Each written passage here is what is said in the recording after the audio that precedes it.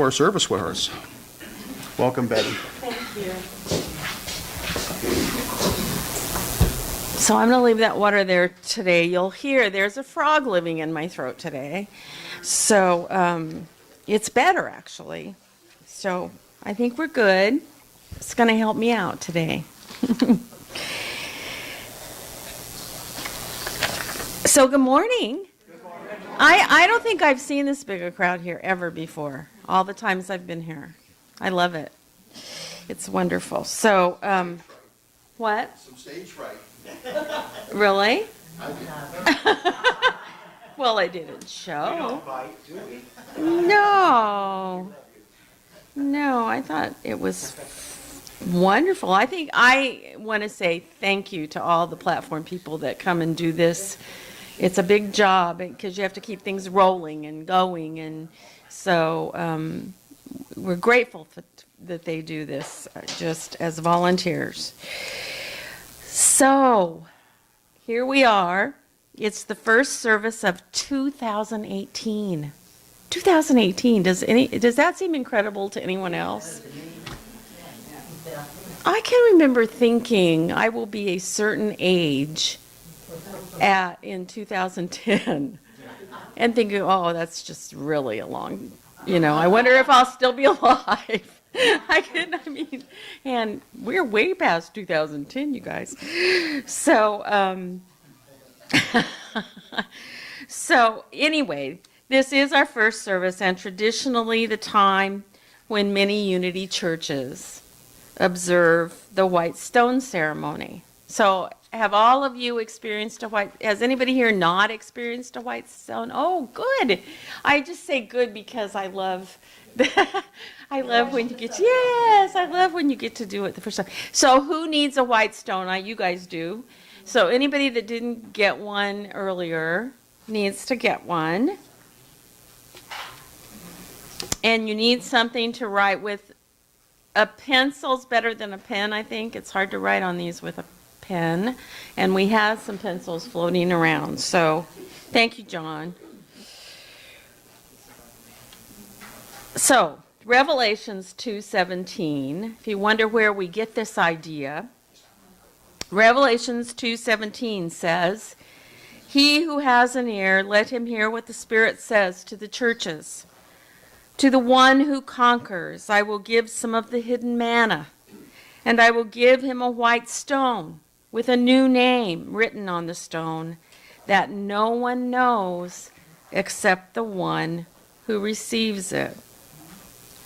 So before we go deeper into this whole idea of the white stone ceremony, since I wasn't here for your burning bowl service, I really would like to just spend a couple of minutes about the transition from one year to another, because it's important to lay that foundation when we're talking about white stone, because white stone is all about carrying us forward into the next year. So release is what we want to do before we move along, which is what the burning bowl ceremony is all about. It's how we're going to have that new beginning we're looking for. We're going to start today by asking ourselves some questions. Those of you who like to take notes, or when I start making my list, you always want to hold on to that. I'm going to have a way for you to get this, so you don't have to write all this down. So I want us to take stock of 2017. And I don't expect you to answer all these right now. In fact, I really would love it if you'd take the list, take it home, spend some time alone, and really think about these questions. So we're going to go through them pretty quickly. So here they are. The first one is, what were my biggest successes of 2017? What did I do to ensure success? Who helped me? How did they help me? And what obstacles did I encounter, and how did I overcome them? Next, Come on. What were my setbacks, challenges, and failures? How did I contribute to them? What can I do differently next time?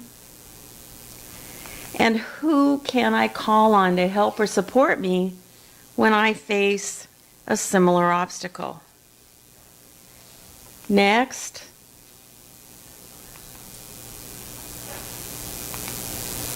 what helped me do my best work? What distracted me or derailed me from my work in 2017? I felt best when you fill in the blank, and I felt worst when you fill in the blank. I guarantee if you want to really look at how the year went in order to release everything, going over these questions will help you do that. And as I said, if you'd like a written copy, I left a sign-up sheet so you can put your email address on it out by the door. So before you leave, just put your name, please print, put your name and email address down, and I'll get you a copy of these questions so you can actually spend some time with them and really think them through.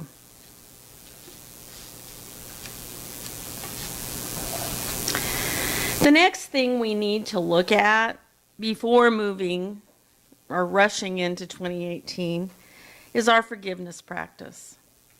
Check in with yourself and figure out whom you haven't yet forgiven this year or last year, and make it a point to do that, especially if it's you. And consider a new idea. You know, when we're being peaceful, calm, and just chilling, it's easy to believe that everyone around us is just really doing their best. Everyone in their own unique way is trying to do the best thing.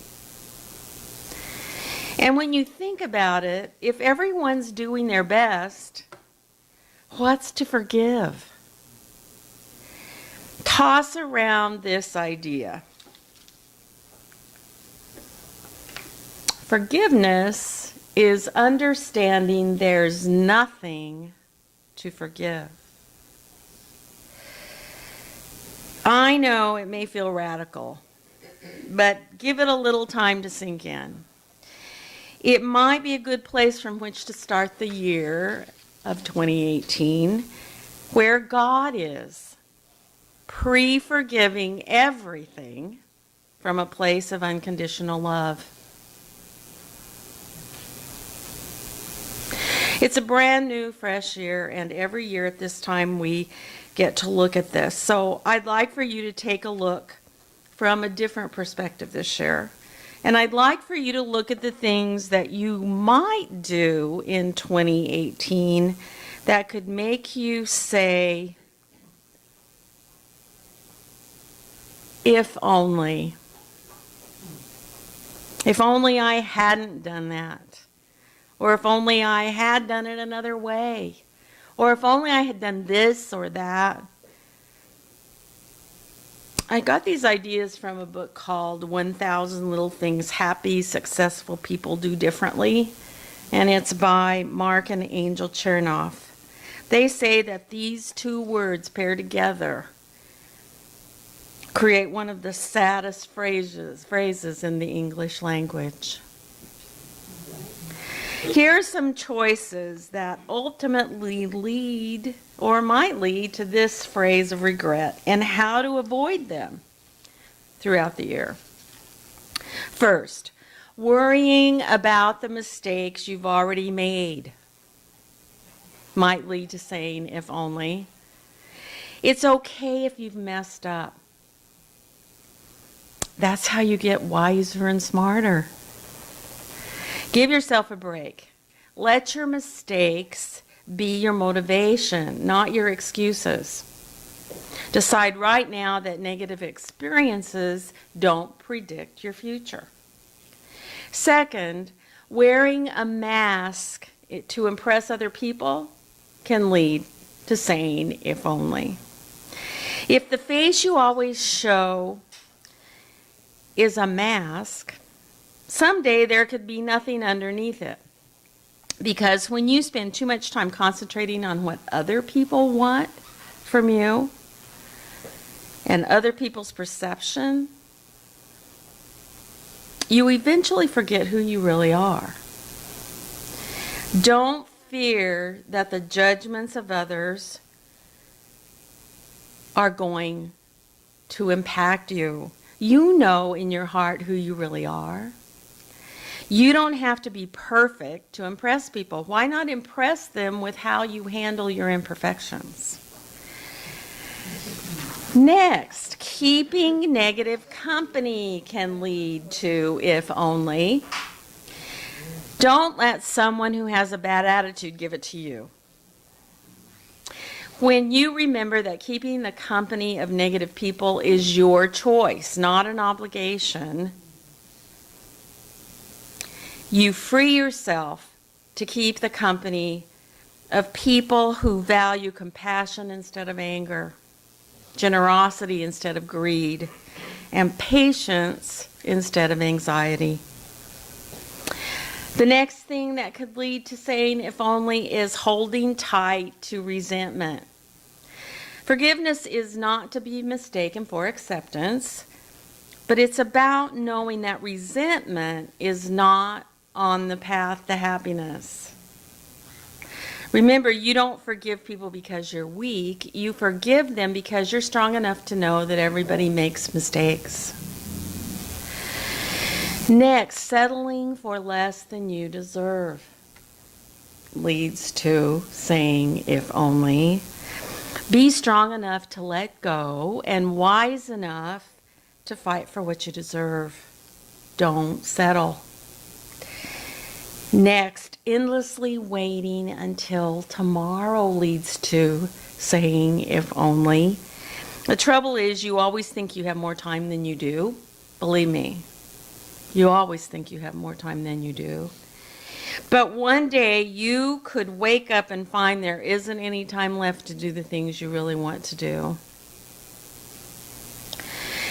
The next thing that could lead to saying if only is being lazy and wishy-washy. Take full responsibility for your life. Take control. You're important and you're needed. You won't produce anything by sitting around waiting for somebody to do something someday. Someday is now. Somebody is you.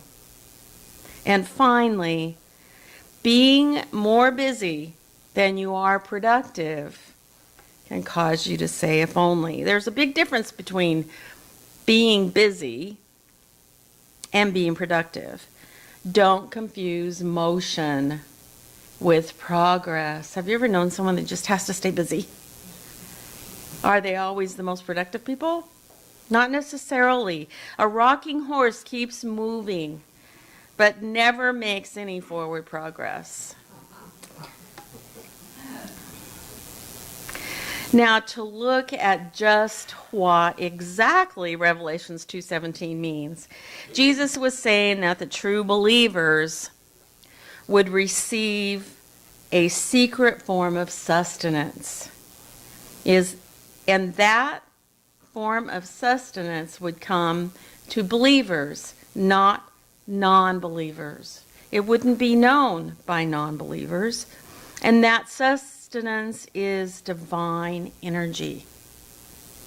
And the stone he was referring to most likely was the one given to a conquering athlete when they won. In this case, it's a new name, one that only the person would know. So starting from there, the unity tradition has evolved to this day when we take these stones, meditate on them, and write on them the word that is given to us by Spirit as our word or name for the year. It may come to you today while you're in the service, and it may come to you later today. I've had it come to me the week before Whitestone, and I've had it come to me the week after Whitestone. But I guarantee, if you really focus, you will get your name from Spirit. I have all of my Whitestones at home lined up on a shelf. And I have memories associated with all of them. Every time I look at one of those Whitestones, something comes to mind of how I got that word and what that meant to me throughout the year, how that was so perfect. Even when you think it isn't, it always turns out to be. Some of mine have been presence, joy, create, expressing. And last year, my word was purpose. One year, the word unlimited came to me. And very shortly after I wrote my word on the stone, I dropped it, and it broke. And it broke exactly so that the ED fell off and left the word unlimit. And I realized that's really my word and my work because it's a verb. Betty, you unlimit. And so I kept both sides, and they're sitting there on the shelf. But I always remember that it requires action to really use our word or name. The entire book of Revelation in the Bible is symbolic and metaphysical. So in this passage we just read, Revelations 2:17 is saying a couple of things to us. First, we need to know that the presence and power of God will sustain and nourish us, just as it nourished the Israelites. And while they were moving through their wilderness experience, God gave them manna each day from heaven. Second, we need to know no matter how dark things may seem or how far we've wandered from our path, we are always linked to our spiritual source. The white stone with the secret name is our spiritual identity card, affirming our oneness with God. And we can be certain of that oneness always. You hold in your hand a white stone. It's a physical reminder of your faith in God. It's a reminder that there is an everlasting foundation to rely upon.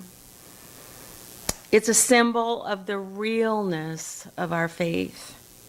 The stone is a way to touch in our daily lives the firm belief we hold in our minds.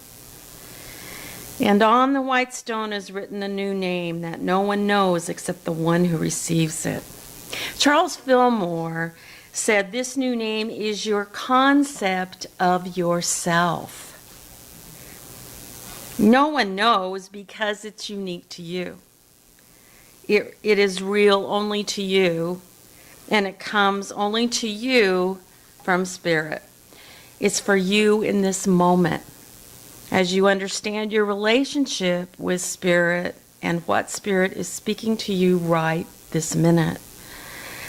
Name changes in the Bible signify a new understanding and an increased awareness of God. So I invite you to open your heart and mind to the new understanding of your divinity today. So, will you join me now in meditation?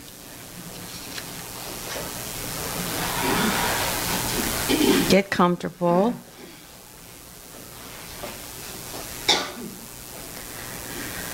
Let's become still and allow God to express through you and as you. I invite you to take the white stone in your hand and know it as a symbol of a new life. See it as a symbol of whom you have become, or of whom you are becoming, or of whom you would like to become. Feel the presence of God and know your oneness with God. Know your I amness with God. Feel that loving presence of God as it surrounds and supports you. Know right now that you're safe and secure. You are loved and supported by the presence of God. Know that you are encouraged by your fellow travelers. Know that you're loved and appreciated by this spiritual community. The Christ of God in each of us says, I make all things new. This white stone is the promise of a new life. It's the symbol of a clean slate. Whatever has gone on in the past, we let it go. This is a sign of our ability in this moment to live in this new beginning. This is a moment in which we know we are free. Free from all that has bound us. Free from the prison in which we had put ourselves. To those who move forward with faith, a new name is given. So now we meditate on our new name. For each of us has overcome adversity. We've freed ourselves to live more fully, conscious of the activity of the whole Spirit of God in the creative life force and in every aspect of our lives. We're now free from limiting thoughts about ourselves, each other, and our world. Anytime you look at your white stone, realize that you have the gift of choice, the gift to live differently, to live a more fulfilling life, to begin again, to connect with God and co-create with God. God knows what this new name is. But it has come to you to be lived out, to be expressed, to be embodied as you.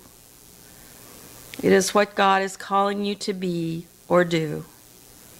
It's a whisper from your soul that you are so much more than you have ever let come into expression before. Begin now to reflect on a new name. Let it come to you easily without trying to make it happen. Let a name come to you that marks your new beginning. Feel the stone in your hand. Hear it beckon to you. Spirit has decreed a name for you to be written on the stone. What will your life be called from this point forward? And so, as you are guided by Spirit, I invite you to trust in this now moment. As Spirit gives to you in this sacred place, in this moment of truth, an insight into your divine purpose, an insight into your holy essence. And so, in that secret place of the Most High, I invite you to allow yourself to hear the new name that God has for you.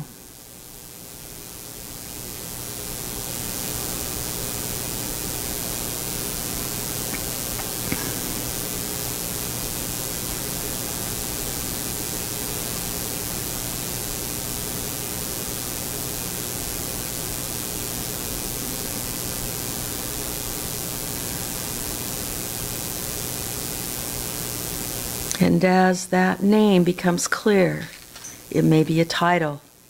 It may be something like published author, or clean and sober, or grateful, or prosperous, whatever it may be. If a name has come to you, stay quiet and allow yourself to ask for deeper understanding, to ask if there are any steps to take.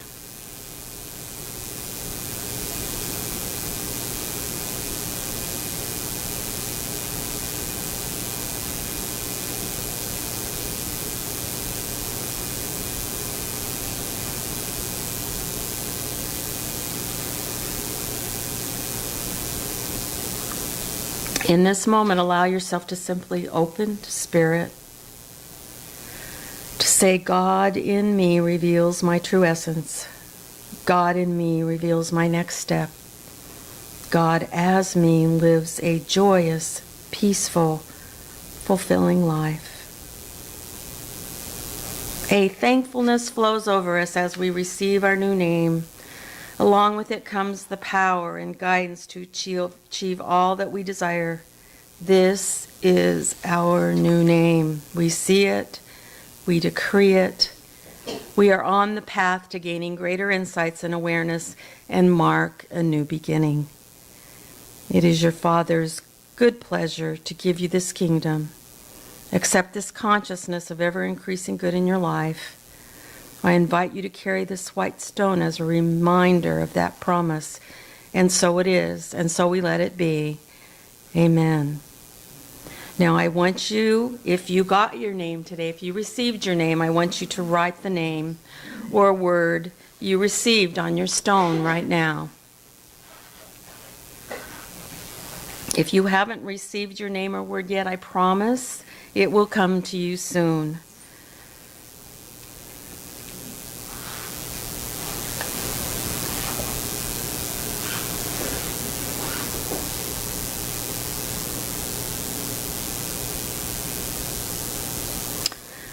Your new name represents a new spiritual identity in you. It's given to you to help you realize what the presence of God within you wants for you. It's your choice whether you share your new name with others or not. I've known many people who chose not to share their name with others. Regardless, I encourage you to go forward into 2018 with the knowledge that you have a true new beginning, with a new mission and vision for yourself. And I know that if you focus on this, you will make it your best year ever. And with that, I wish you a very happy, healthy, and prosperous new year. Thank you.